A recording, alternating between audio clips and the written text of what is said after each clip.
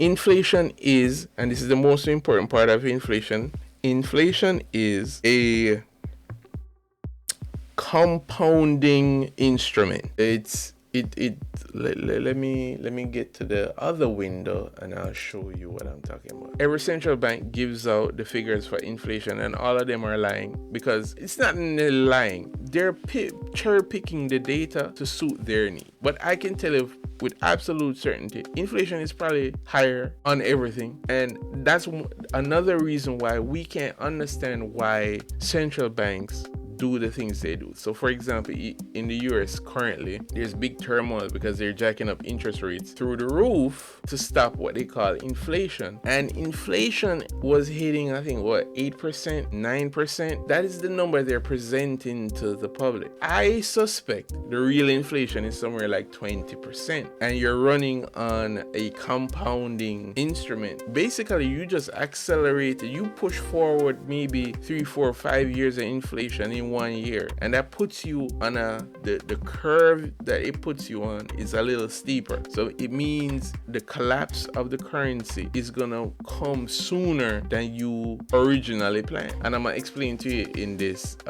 example. So we got rent and real estate. It's $1,000 in January. Inflation rate is 10%. So obviously you end up with $1,100 as the inflated price of whatever you're buying. Real estate, it could be goods and services, whatever it is. This is how much extra you have to pay to get the same amount of stuff. Now in February, inflation rate was 5%. So we're past the $1,000 now. We have to use the 1,100, bring it to February, and then add the inflation for February. So even though the inflation dropped by half of what it was before, from 10% to 5%, notice the amount of money you need to spend to buy the same amount of product still went up by $55. And then in March, it still dropped. It dropped to 4%. The inflation rate dropped to 4%. So in January it was 10, February it was 5, March it was 4. Wait, January, February, March. Right. So now you look at the balance in February, what you would pay for the same goods and services, add the inflation rate from March, and you still are paying more money. So as long as inflation is a positive number, you are paying more money for the same amount of goods. No matter where you are in the world, it could be the US, it could be Europe, it doesn't matter. It doesn't matter what currency you're using. All of these currencies suffer from the same inherent problems, right? Now you might ask yourself, if you're compounding just like interest, what happens down the road? Let's look at some figures. So this is data on US GDP growth from 1961 to 2023. So just imagine this is like the previous example with the clay pots, which represents all the productivity of the society, both goods and services. 2021 is 8.7%, almost 9%, as the gross domestic product. Now, part of this figure is the inflation, the printing of money that happened in that year. That's what this is, because the more money you print is the more things you can buy with it, and so you get a false sense of productivity if you're just inventing money to buy stuff without actually manufacturing stuff. This is the insidious part of inflation, where I'm talking about the whole compounding effect. I took the data from, this is the historic inflation data from 1990 to 2022. I don't think I have the data for 2023. So here we go. This is their numbers. Now, I believe it's always worse. You could add a bunch of numbers to this. I believe it's way worse, but just use their figures for example. So in 1990, I started with $2. $2, you can purchase whatever, a Snicker. If I account for inflation using their figures over a period of time to 2023, that same Snicker bar would cost $4.72, which means it would more than double in price. Now you might say to yourself, but that's not bad. A whole 30 years, and all I did was pay an extra $2 for Snicker, $2 to $3 for Snicker. Yes, it always looks this pleasant when it's only $2. Watch what happens. Let's change this number. Say a house costs, and this is how I know the inflation rate is a lie. In 1990, say there's a house and it costs $100,000, right?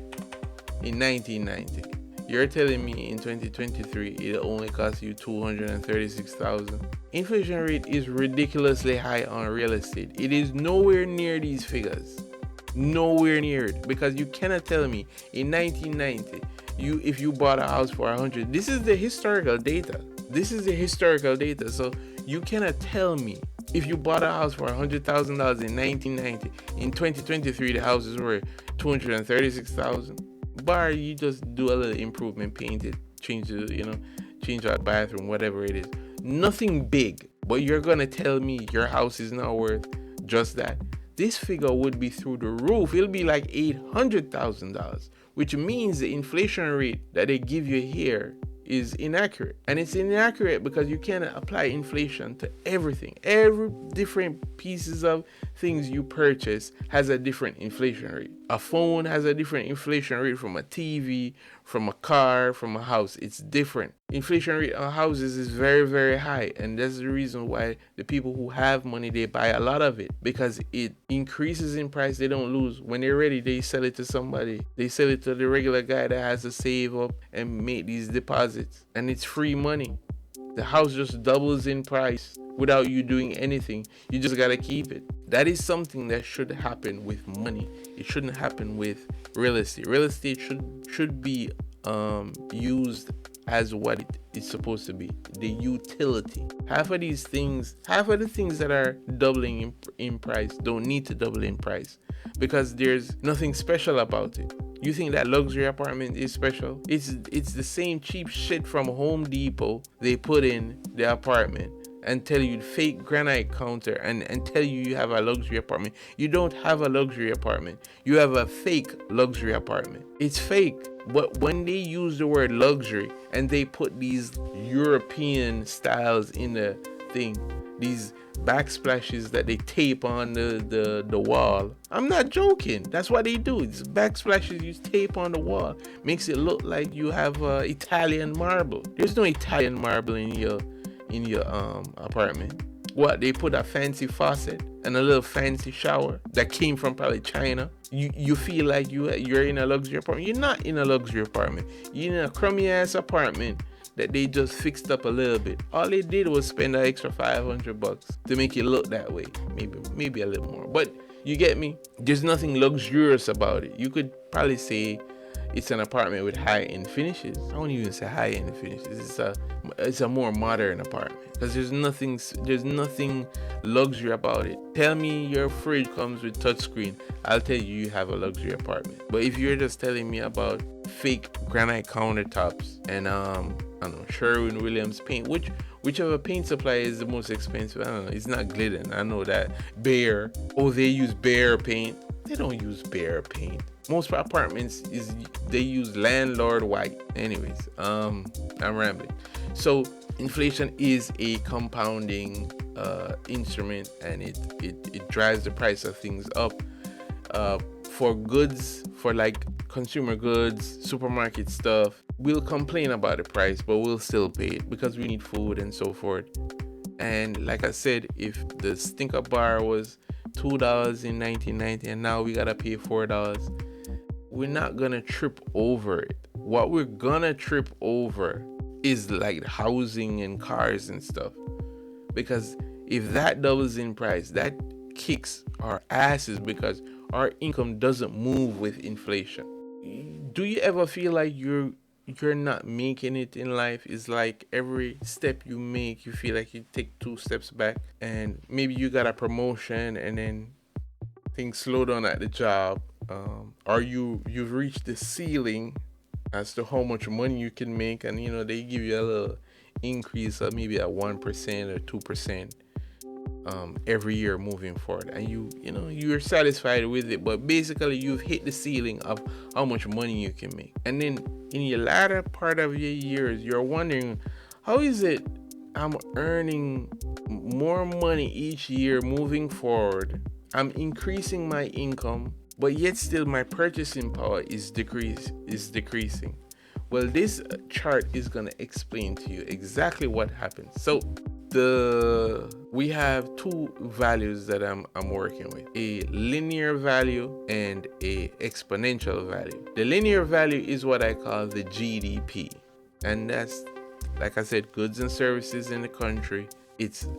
I'm just using it as a simple linear equation, just like how I increase my income. I do it linearly.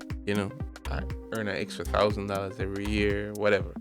Moving forward, let's do it linear. Now, on the other side of the equation is inflation, and that's on an exponential curve because that compounds moving forward. So when you plot these two numbers on a graph, now remember, if your GDP is 5%, you're winning, meaning you are outpacing the rate at which inflation is coming at you. I'm going 5%, inflation is on my tail at 2%. So it just devalued the money by 2%, but I'm kicking ass at 5%. However, inflation is a compounding instrument, and so 1990 it starts. This is the year it starts, 1990. As the years go by and it compounds, the two lines were separating at one point in time, and then they start converging. The reason why it started converging is because inflation runs on a compounding effect. It creates an exponential curve. So it starts off really, really slow, and then it starts to curve, and it goes all the way up. And when it goes all the way up, that's like a total currency collapse. That's the kind of stuff you see from Zimbabwe, or what country was it? Venezuela, when their currency collapsed, right? So at some point in time, so we starting at 1990, 5% GDP linear growth and 2% inflation for the same period. And we keep all the values the same. We started off with $2. And if you notice, in 1990, everything is going good. GDP is kicking ass. At some point in time, close to, 2013, 2014, both lines end up meeting. It means that at that point in time, inflation has caught up, meaning whatever amount of money you earned before is wiped out. That additional purchasing power you have has been wiped out, and it only took 1990 to 2013. What's that? It took 25 years. It took 25 years for it to wipe you out. And what happens when it crosses? When it crosses, if you notice, the distance gets really wide when it crosses. That is inflation kicking your ass when you're older. That is inflation. That is when you have not had your money in investments or whatever it is, and that's another result of the asymmetry of the system. You can't save your way into retirement. You have to invest, and if you make the wrong decision, you invest in the wrong thing, you lose your money. And who benefits from that? The people who manage the money, what they call the money managers, because they take a percentage of whatever you do either way. Anyways, so this is the evil nature of the exponential curve. It's kind of hard to see, but I'm gonna show you a more definitive look. So you have the black would be your income, and the green would be inflation. And when you start feeling the pinch of inflation is where you say you are here. When you feel like all the years you've worked, you are now wiped out. At that point, it feels like when you just started and you're wondering why in the world I can't get ahead. The printing of the money and asking the consumers to pay it back with interest they did not put in the system ensures that you will always go back to the bank. You'll always go back to the bank for money to help pay off your loan for whatever reason. Anyways, so let's recap. So one, we talked about the banking system, how they create money, and how it affects the overall system itself, how there is not enough money to pay back the loans because they didn't print the money to begin with. We also talked about the artificial increase in prices based on the demand, for the illusion of demand. Like if you just swiping credit card, you don't have the money. The bank just gives you the money to swipe the credit cards, and it creates this artificial demand. This is what I call it, artificial demand. Everybody use credit cards, so most people are not gonna say it's artificial demand. I say it's artificial demand because you don't have the money to begin with. You never earned it to buy. So the artificial demands skyrockets the price. As the price of things go up, guess who you need to finance these things? The bank. I'm pretty sure there's a point in time where cars were never really bought from through the bank. Everyone could work a few months and buy a car. But as these things get more expensive, it's the more you need the banks, and the banks keep repeating this process, and we end up on this exponential curve going nowhere. In fact, it's not going nowhere. We're going to hell. Anyways, I'm rambling.